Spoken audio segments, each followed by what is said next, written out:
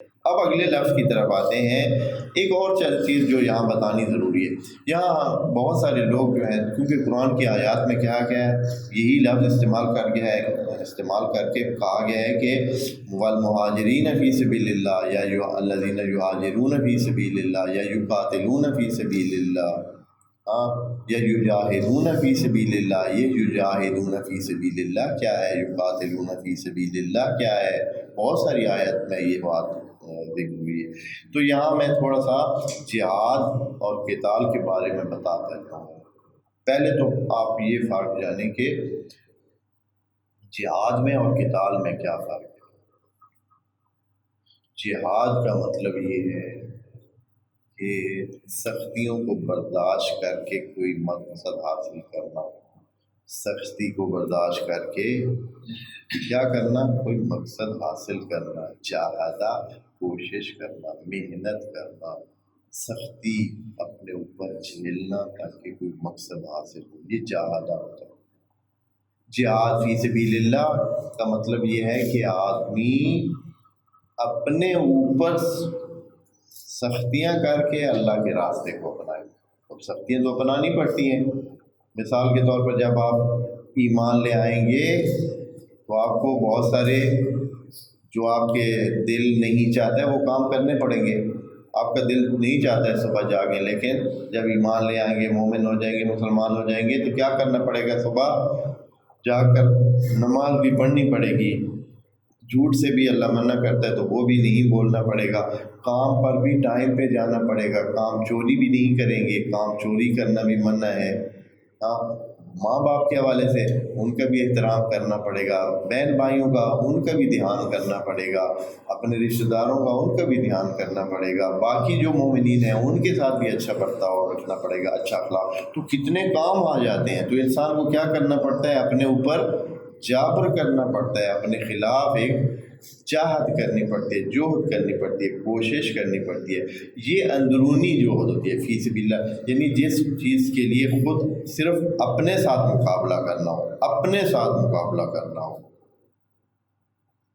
اپنے جسمانی تقاضوں کے ساتھ مقابلہ کرنا ہو، یہ ہوتا ہے جہاد فی سبیل اللہ۔ اس کے ساتھ جب اس مرحلے سے آدمی آگے چلے تو پھر آتا ہے قتال فی سبیل اللہ کا مرحلہ۔ قتال فی سبیل اللہ یہ ہوتا ہے کہ آپ دوسروں کے ساتھ مقابلہ کریں۔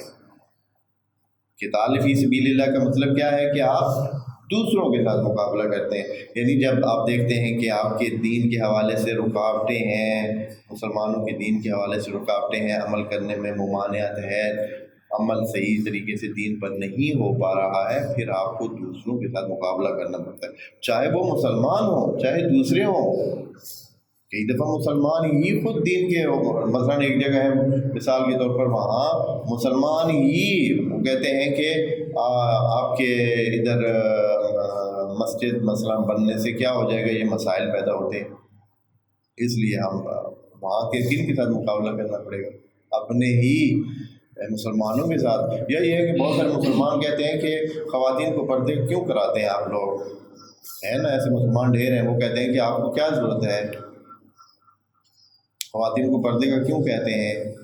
یا یہ ہے کہ آپ اور جو اچھائی کے کام ہیں ان کی تبلیغ کیوں کرتے ہیں، آپ دوسرے کام کیوں نہیں کرنے دیتے۔ بہت سارے مسلمان چاہتے ہیں کہ ہر قسم کی آزادی ہو، ہر قسم کے سلسلے ہوں، کئی مسلمان نام کے مسلمان، تو یہاں آپ کو مقابلہ کرنا، یہ قتال ہے، یہ ہے وہ قتال، یعنی ہاں آپ کو جو مقابلہ کرنا ہے یہی قتال ہے۔ تو یہ قتال فی سبیل اللہ وہ ہوتا ہے جب آپ اپنے سے باہر کسی کے ساتھ مقابلہ کرتے ہیں۔ بس جہاد فی سبیل اللہ یہ ہے کہ آپ اپنے اندر جو کرتے ہیں۔ ایک تیسرا لفظ ہے مہاجرت فی سبیل اللہ۔ کیا ہے تیسرا لفظ؟ مہاجرت فی سبیل اللہ۔ مہاجرت دو قسم کی ہوتی ہے، ایک انسان کے اندر مہاجرت ہوتی ہے کہ جو انسان کیا کرتا ہے، خرابیوں سے مہاجرت کر کے اچھائیوں کی طرف آتا ہے۔ انسان پہلے مثال کے طور پر کوئی اس میں خرابی ہے، جھوٹ بولتا تھا، جھوٹ اس کی عادت ہے، تو آپ کو اس کو کیا کرنی چاہیے، ہجرت کرنی چاہیے، اس خرابی والے ایریا سے ہجرت کر کے نیکی والے ایریا میں آنا چاہیے۔ یہ مہاجر اللہ ہے، یہ مہاجر فی سبیل اللہ ہے۔ دوسری مہاجرت یہ ہوتی ہے کہ آپ اپنے دین کی خاطر اپنی جگہ چھوڑتے ہیں۔ اب اس وقت کتنے جگہ ہیں جہاں انسان اپنے جو دین کے کام ہے وہاں صحیح طریقے سے انجام نہیں دے سکتا ہے، تو اس کو چاہیے کہ وہاں اس جگہ کو کیا کرے، وہاں سے چھوڑ دے، کسی اور جگہ چلا جائے۔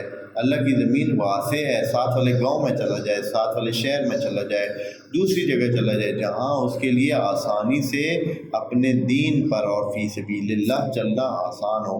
تو معین کو کہتے ہیں مہاجرن اللہ۔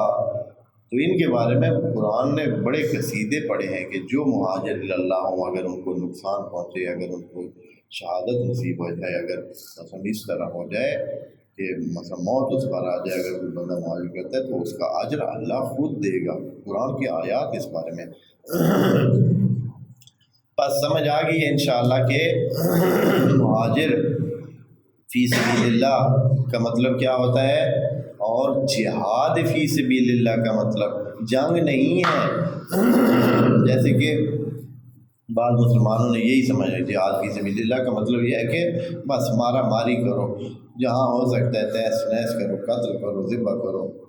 یہ نہیں ہے جہاد کا اصلاً معنی ہی دوسروں کے ساتھ تو ہے نہیں، جہاد تو اندر ہے، انسانوں کے اندر ہے۔ نبی کے ساتھ وہ جو جب جنگ سے واپس آئے تھے کسی سے، تو آپ کو نبی نے کہا تھا کہ شاباش، بڑا کارنامہ کیا ہے آپ نے، لیکن یہ جو آپ کر کے آئے ہیں یہ تھا جہاد اصغر۔ قتال جو ہے وہ حضرت نے اس کو جہاد قرار ہی نہیں دیا، یعنی چھوٹا جہاد کا نام یہ جہاد ہے، یہ چھوٹی کوشش تھی، یہ جہاد اصغر ہے۔ تو اصحاب بڑے تعجب سے پوچھنے لگے کہ یا نبی اللہ، یہ کیسی بات آپ کر رہے ہیں؟ ہم تو قتل ایک دوسرے کی گردنیں اڑا کے آ رہے ہیں، انہوں نے ہمارے بندے مارے ہیں، ہم نے ان کے مارے ہیں، فتح کر کے آئے ہیں، اور پھر آپ کہہ رہے ہیں کہ یہ جہاد نہیں ہے، یہ چھوٹا جہاد ہے، جہاد اکبر، جہاد ابھی باقی ہے۔ وہ کون سا جہاد ہے؟ تو حضرت نے فرمایا کہ وہ جہاد اکبر ہے۔ اور وہ کون سا جہاد ہے جی؟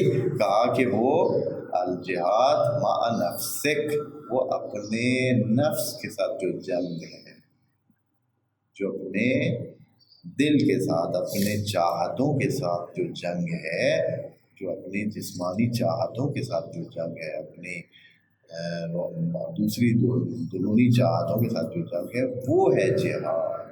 بس جہاد فی سبیل اللہ خود اندرونی جنگ کو کہتے ہیں، اور قتال فی سبیل اللہ دوسروں کے ساتھ جو مقابلہ ہوتا ہے۔ اور پھر یہ بات بھی ہم بتا چکے ہیں کہ قتال کا مطلب صرف جان لینا نہیں ہے کہ بس آپ جان لینے کے چکر میں نہیں، آپ مقابلہ کریں۔ ہاں ہو سکتا ہے قتال کا نتیجہ ادھر تک بھی پہنچ جائے، اگر دوسرے یہی چاہیں کہ مارا ماری کے بغیر کام نہیں چلتا ہے تو پھر ممکن ہے وہاں تک بھی بات پہنچ جائے، لیکن پہلے یہ ہے قتال کا مطلب مقابلہ ہے، اور آپ اس مقابلے میں شامل ہوں۔ وَأَنفِقُوا، بس انفاق کریں۔